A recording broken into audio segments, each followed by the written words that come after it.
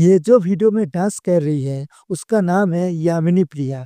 By nature वो बहुत ही अच्छी थी और काम थी। यामिनी बचपन से ही डॉक्टर बनने का सपना था और इसी सपने को पूरा करने के लिए रात दिन पढ़ाई कर रही थी। उसको क्या पता था कि उसके पीछे एक डार्क शेडो आ रहा है जो उसकी हंसता खुलता जिंदगी को बर्बाद कर देगा। ये केस है बेंगलोर के श्रीरामपुरा एरिया है, जहां 16 अक्टूबर 2025 को यामिनी एग्जाम देने के लिए जाती है। वो नरगुन कॉलेज ऑफ फार्मेसी से बी फार्मा कर रही थी और उसी दिन उसका फर्स्ट ईयर का एग्जाम भी था। जब एग्जाम खत्म हो जाता है तभी 12 बजे के आसपास यामिनी अपने पापा को कॉल लगाती है और बोलती है एग्जाम खत्म हो गया है, और उसका वही लास्ट कॉल था। Then Yamini green line metro में बैठ के मंत्री स्क्वायर सैम्पिज रोड स्टेशन में उतर जाती है। वो पैदल अकेला जा रही थी, उसको नहीं पता कि अभी उसके साथ क्या होगा।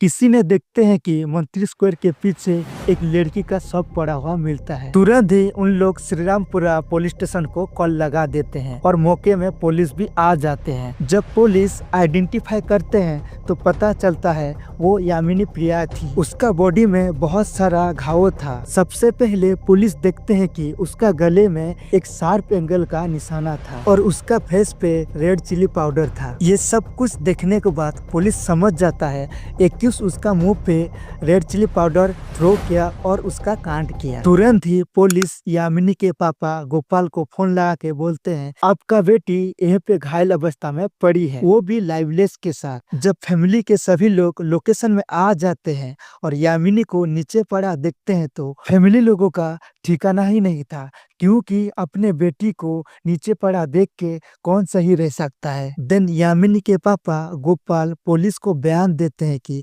ये सब कुछ क्या है, हमारे एक नेबर जिसका नाम है विघ्नेश, क्योंकि लास्ट कुछ महीनों में विघ्नेश यामिनी को बहुत ही परेशान कर रहा था। पुलिस ये सब कुछ सुनने के बाद तुरंत ही विघ्नेश का घर में चले जाते हैं। जब घर जाते हैं तो उसका रूम लॉक पड़ा मिलता है। उन लोग को और भी डाउट आता है। ये केस को लीड कर रहे थे नॉर्थ डिवीजन के डीसीपी निमा गौड़ा, और डीसीपी निमा गौड़ा क्या करते हैं, तीनों अलग अलग टीम बना देते हैं और वो भी तेजी से। देन पुलिस तेजी से काम करना स्टार्ट कर देते हैं और वहीं पे जितना सारा सीसीटीवी था वो सभी चीज चेक करते हैं और विघ्नेश का नंबर को मोबाइल ट्रैकिंग में डाल देते हैं। लगभग 24 घंटे के अंदर 17 अक्टूबर 2025 करीब 2 बजे के आसपास 16 देवना हल्ली में उसको अरेस्ट कर लेते हैं, वो भी उसका फ्रेंड का रूम से, जिसका नाम था हरीश। आखिर विघ्नेश ऐसा क्या क्यों और इसका पीछे का कहानी क्या है, चलिए विस्तार से जानते हैं। मेरा नाम है आर्यन और आप देख रहे हैं द केस ऑफ यामिनी प्रिया।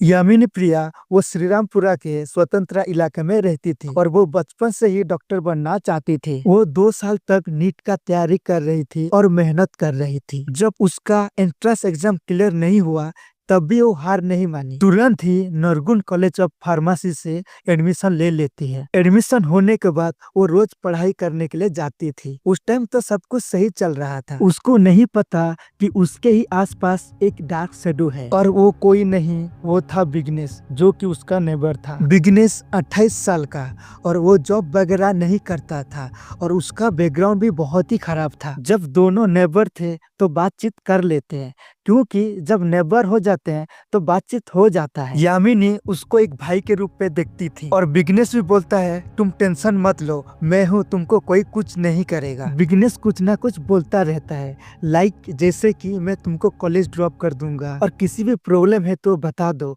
मैं सॉल्व कर दूंगा। और एक चीज भी करता है, उसको अननेसेसरी कॉल करता है। ये तक तो सब कुछ सही था। अभी जो सुनने जा रहे हो वो भी उससे डार्क है, जो यामिनी के लिए एक नाइटमेयर से कम नहीं था।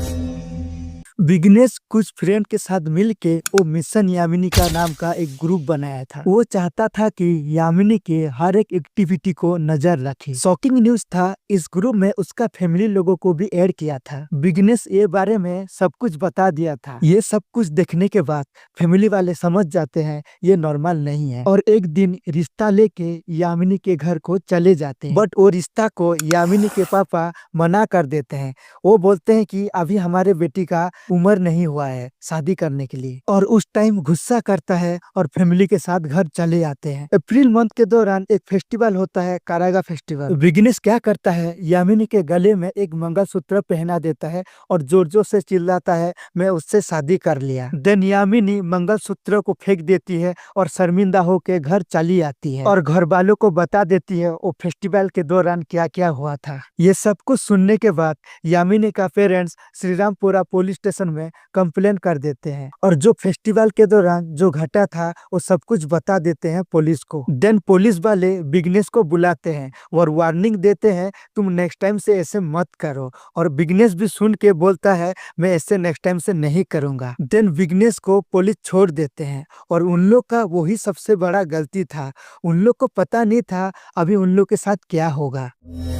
16 अक्टूबर 2025 यामिनी एग्जाम देने के लिए जाती है और उस दिन यामिनी अकेला जा रही थी, उसके पापा उसके साथ नहीं जाते हैं और इसी का फायदा उठाता है विघ्नेश। जब एग्जाम खत्म हो जाता है तो वो वापस आ रही थी और उस टाइम विघ्नेश जाके उसको पहले बोलता है, तुम मेरे साथ शादी क्यों नहीं की, और इसी बात को लेके दोनों के बीच में बहस हो जाता है। यामिनी डिफेंस में कुछ बोल देती है और ये बात विघ्नेश को अच्छा नहीं लगता। तुरंत ही विघ्नेश रेड चिली पाउडर निकलता है और उसका फेस पे छिड़कता है और तेजधार चाकू से हमला करके उसका जान ले लेता है। पुलिस उस टाइम कड़ी से एक्शन लेते तो एक लड़की का जिंदगी बच जाता, बट इंडिया में हर एक दूसरे दिन में ऐसे केस आता रहता है। फिलहाल विघ्नेश पुलिस का कस्टडी में है, देखते हैं आगे पुलिस क्या एक्शन लेते हैं। वीडियो आपको कैसा लगा कमेंट सेक्शन में जरूर बताइएगा और अच्छा लगा तो मेरे को सपोर्ट बना के रखिए। मिलते हैं नेक्स्ट वीडियो में।